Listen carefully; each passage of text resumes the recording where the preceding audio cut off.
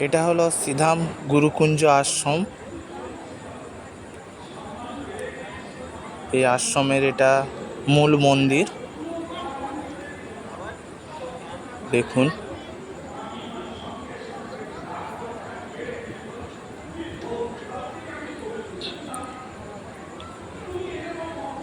সকাল থেকে আজ গুরু পূর্ণিমা, তো সকাল থেকে এখানে গুরুরা আসছে, ভক্তরা আসছে। এখানে শ্যামসুন্দর বাবু নিজেই গীতার যে লীলাগুলো সেগুলো পাঠ করে শোনাচ্ছে। সারাদিন ধরে আজকে শ্যামসুন্দর বাবু গীতার যে লীলা, সেই লীলা খুব সুন্দরভাবে পাঠ করে শোনাচ্ছে।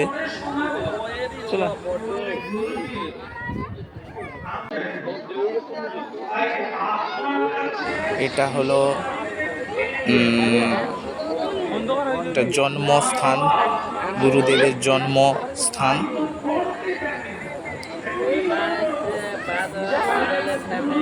যে আশ্রমের গুরু, তার এটা জন্মস্থান। এখানে সুন্দর ডিজাইন করেছে। ঠিক, এবারে এখানে একটা জলের মধ্যে নৌকা আছে ছোট্ট, কিন্তু এই জলে প্রচুর মাছ আছে, প্রচুর মাছ।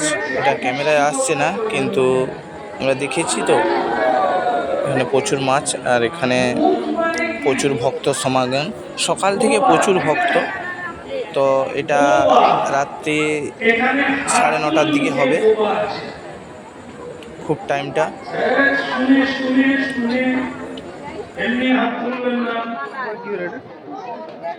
যে কথা বলতে পারেন না হাত তুলুন।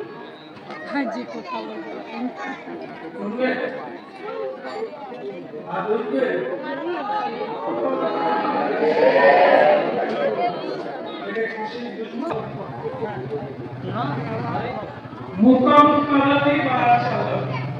আমরা অনেক কথা বলতে পারি, কিন্তু কৃষ্ণ কথা খালি গোবা নাকি?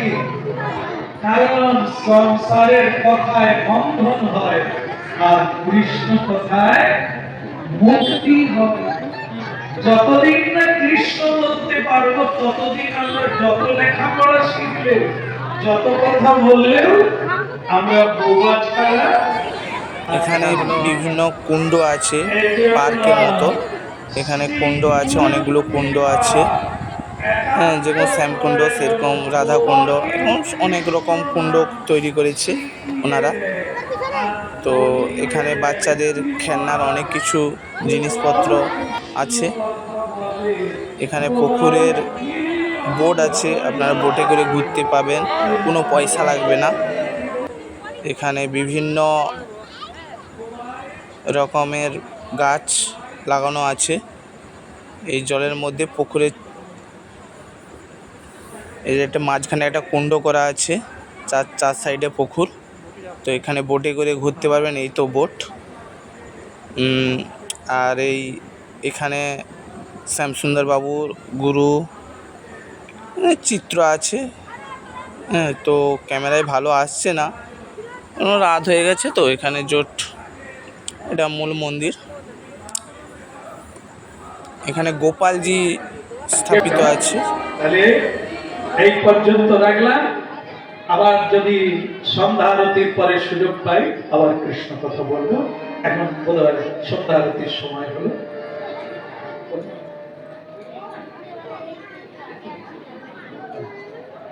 এখনই শুরু হবে সন্ধ্যা আরতি কীর্তন।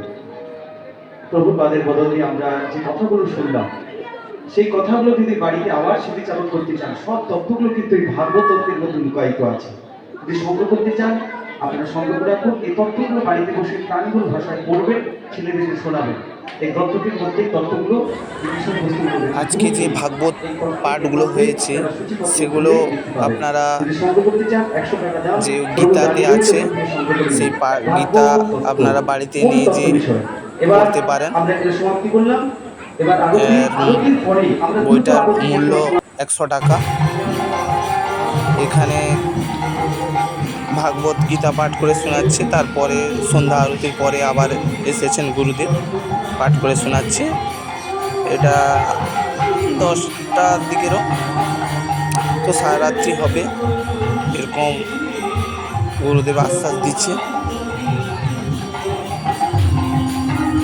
তো গুরু পূর্ণিমাতে এরকম হয়।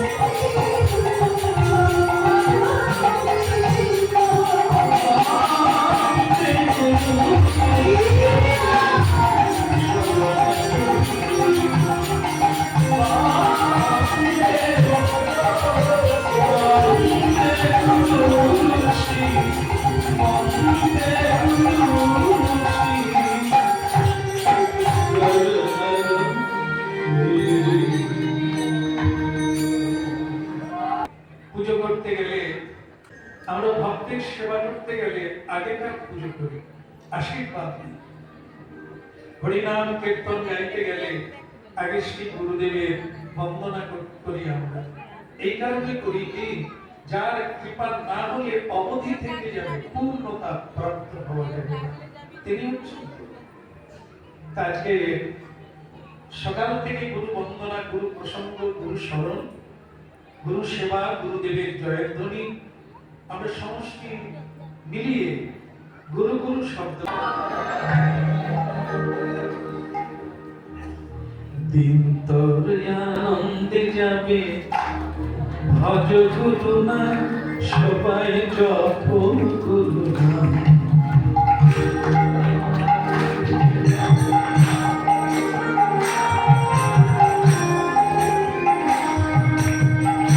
তোর আনন্দে যাবে, ভজ গুরু নাম, সবাই জপ গুরু নাম।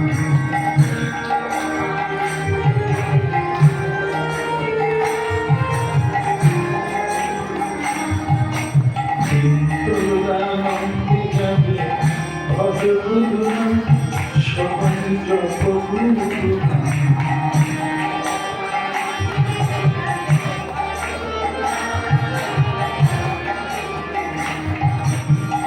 পাপনাশন পাপনাশন দুঃখ হরণ নাম, পাপনাশন পাপনাশন দুঃখ হরণ নাম।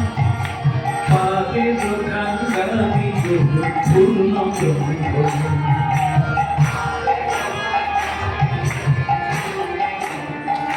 হায় হায় তোর আনন্দে যাবে, ভজ গুরু নাম, সবাই জপ গুরু নাম।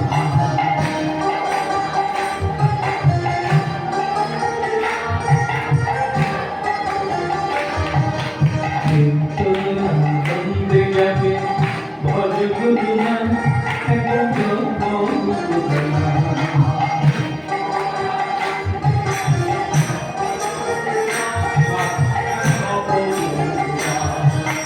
পাপনাশন পাপনাশন দুঃখ হরণ নাম, পাপনাশন পাপনাশন দুঃখ হরণ নাম।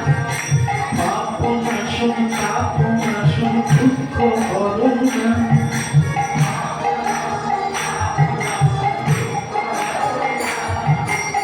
আদের কান্দাতি গুরু পূর্ণ ব্রহ্ম।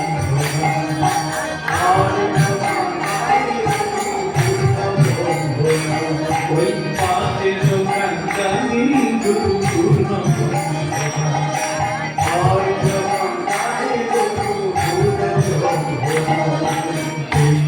আনন্দে যাবে, ভজ গুরু নাম, তুমি জপ গুরু নাম।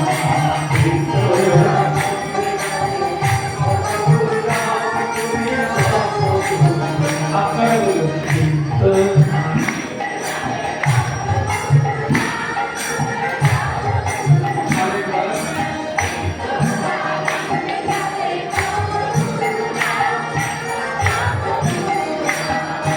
পাপনাশন পাপনাশন দুঃখ হরণ নাম।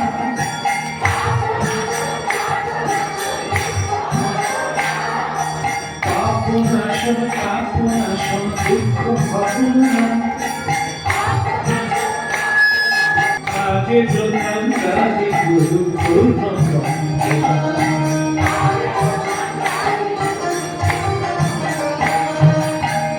তোর আনন্দে যাবে, ভজ গুরু নাম, সবাই জপ গুরু নাম।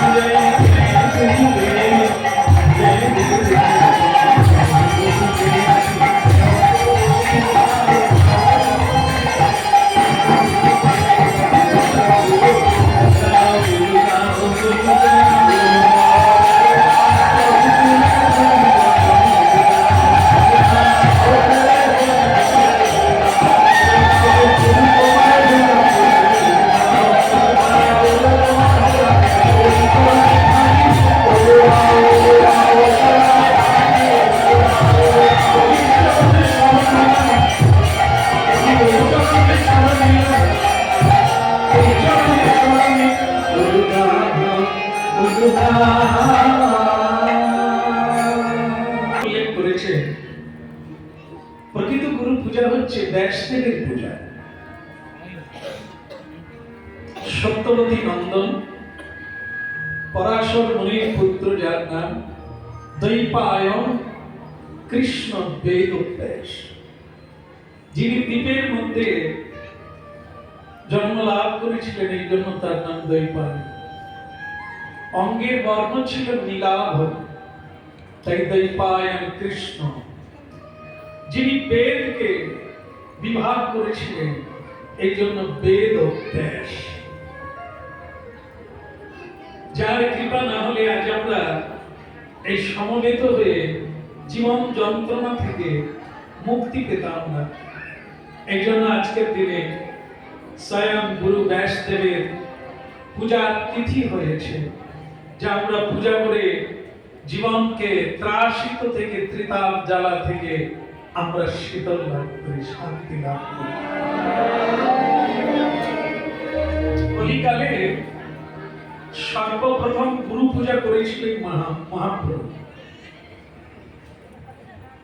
গুরু পূজা এসে গেছে শ্রাবণী পূর্ণিমা। এখন একটা গুরু পূজার জায়গাটা খুঁজতে হবে, কার বাড়িতে হবে, কার বাড়িতে করা যাবে বলো? না, রাধে রাধে না, কার বাড়িতে হবে তিনি রাধে রাধে করে হাত তুলবেন।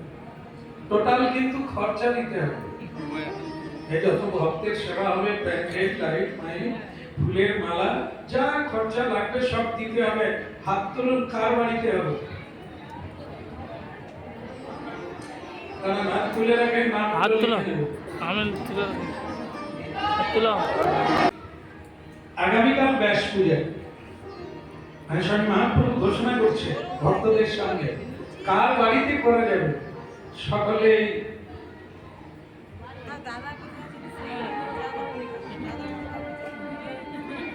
মানে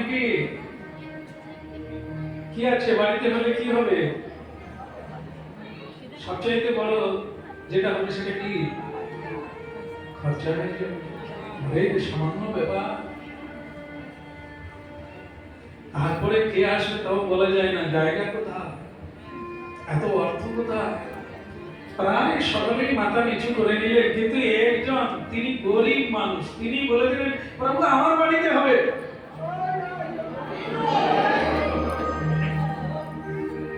গরিব ব্রাহ্মণ, তার নাম হচ্ছে শ্রীবাস পণ্ডিত। শ্রীবাস ঠাকুর গরিব, এই যজমান বাড়িতে টুকটাক কিছু পান, তাই দিয়ে চলে। কীর্তন দিবানিশি করে, চার ভাই মিলিত হয়ে কীর্তন করে। চার বৌমা, দাস দাসী, কুকুর বিড়াল সকলেই কীর্তন। এটা হচ্ছে সংসারের নিয়ম। সকালবেলা উঠে কোনো কাজ না, কোনো কথা না, সবাই স্নান করবে, লাতা ঝাড় ছড়া ইত্যাদি দিয়ে সবাইকে হরিনাম করতে হবে। ওনার বাড়িতে নৃসিংহদেব আছে, হচ্ছে শ্রীবাস ঠাকুরের আদেশ, যদি মানো থাকো আর না হলে আলাদা বাড়ি করে কে ছাড়বে। একটু বিরাট সুযোগ। সবাই শ্রীবাস পণ্ডিতকে প্রণাম করে বললেন, আপনার চরণ ছাড়া কোথাও যাবো না এবং আপনি যা বলবেন সেভাবেই করবো, তবে তোমাদের ভাগ্য খুলে যাবে। স্বয়ং ভগবান একদিন আসবে এই গৃহে, তীর্থে যাওয়ার লাগবে না, কোথাও যাওয়ার লাগবে না, হরিনাম করো, আমার আদেশ পালন করো, গৃহটা বৃন্দাবন হয়ে যাবে। আর এইখানেই স্বয়ং মহাপ্রভু স্বয়ং শ্রীকৃষ্ণ আসবে। পাক্কা, একদম পাক্কা কথা। যে সংসার আজ বহুত সংসার কৃষ্ণের সংসার হয়ে গেছে, দেখলে প্রাণ ফেটে যায়। কি আনন্দময় সংসার। বাচ্চা বাচ্চা, ছোট্ট ছোট্ট বাচ্চা কি অপূর্ব ভাবে তিলক সেবা করে, মাথা মন্ডন করে এখন নার্সারিতে পড়ছে। হরে কৃষ্ণ। এই যেন স্বর্গের দেবদূত দেবতাকে পুত্র রূপে পেয়ে গেছে। এই যে বলিকালে অগণিত সংসার এবং কৃষ্ণ ভজনে পূর্ণ হয়ে যাচ্ছে। এটি মহাপ্রভুর কৃপা, গুরু কৃপা। যাই হোক, শ্রীবাস ঠাকুরের বাণী সকলে মেনে নিন। এরই নাম হচ্ছে মহাপ্রভু।